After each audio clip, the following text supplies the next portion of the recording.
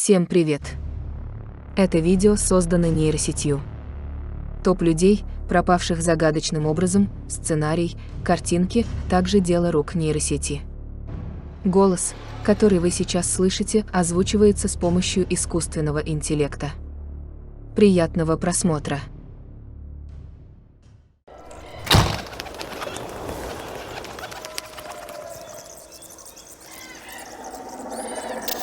Джимми Хоффа, известный американский профсоюзный лидер, который исчез в 1975 году и стал одним из самых загадочных исчезновений в истории Соединенных Штатов. История исчезновения Джимми Хоффа началась в июле 1975 года. Он был председателем Интернационального братства водителей грузовиков IBT и пользовался большой популярностью среди рабочих. Однако, его деятельность также привлекла внимание организованной преступности и мафии. Вечером 30 июля 1975 года Хоффа прибыл в ресторан Marchers Red Fox в городе Блумфилд-Хиллз, Мичиган, где должен был встретиться с двумя мужчинами, с которыми, как полагается, обсуждал деловые вопросы. Однако после этой встречи Джимми Хоффа исчез и больше никогда не был найден. Со временем возникло множество теорий и спекуляций о его судьбе.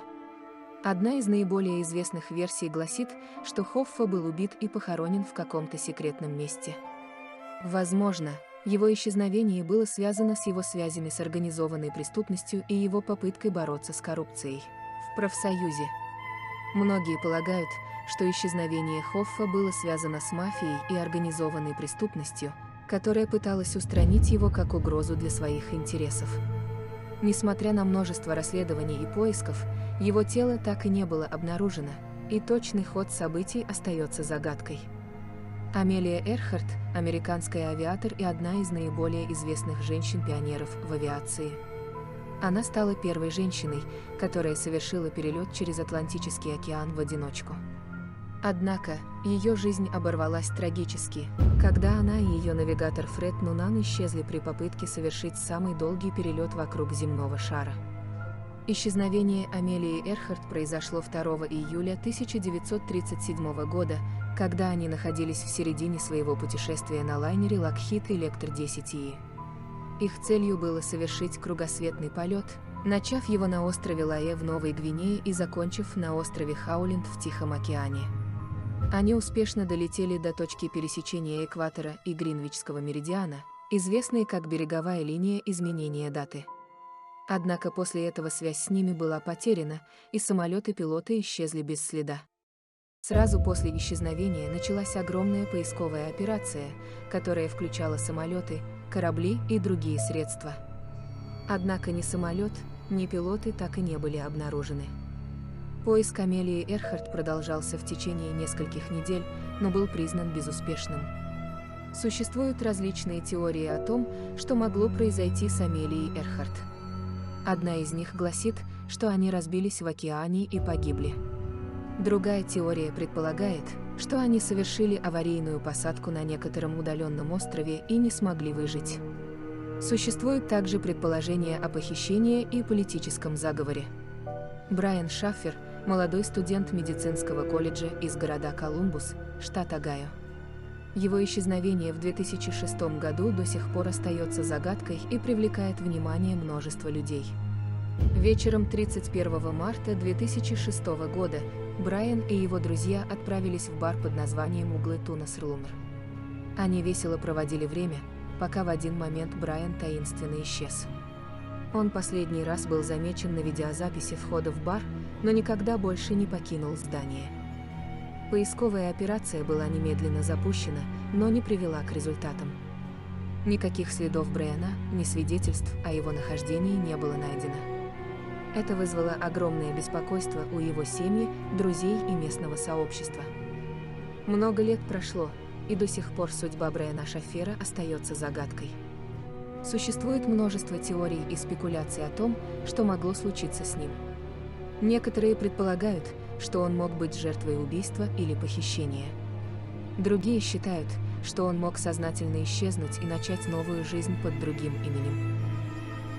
Уроженка Нью-Йорка юная Дороти получила великолепное образование, Была известна в светских кругах и мечтала стать популярной писательницей. Вечером 12 декабря 1910 года девушка, как обычно, отправилась на светскую вечеринку, но домой так и не вернулась. Родители обратились к частным детективам, которые оказались бессильны в поисках юной леди. Не нашла следы Дороти и полиция, которая начала расследование спустя 1,5 месяца после исчезновения. Дело получило широкий общественный резонанс. Каждую неделю в течение года в газетах печатались объявления, но девушку так и не нашли. Дэн Купер, также известный как Ди-Би Купер, является псевдонимом некого неподвижного пассажира, который известен своим невероятным похищением самолета в 1971 году. Это событие, известное как «Похищение Ди-Би Купера» или «Дело Ди-Би Купера», остается одной из самых загадочных и неразгаданных криминальных загадок в истории Соединенных Штатов. Вечером 24 ноября 1971 года на борту пассажирского самолета Boeing 727 авиакомпании Northwest Orient, летевшего из Портленда в Сиэтл, появился некий Ди-Би Купер. Он подал билетчице записку, в которой угрожал, что у него есть бомба, и требовал $200 000 наличными и парашюты. После получения выкупа он отпустил пассажиров и экипаж и заставил самолет отправиться в направлении Мексики. В ходе полета Купер спрыгнул с самолета в небольшой деревушке Ричфилд, штат Вашингтон, и с тех пор его судьба остается неизвестной. Множество поисковых операций было проведено, и множество теорий и предположений было выдвинуто в отношении исчезновения Ди-Би Купера. Этот инцидент вызвал огромный интерес в обществе и привлек внимание СМИ.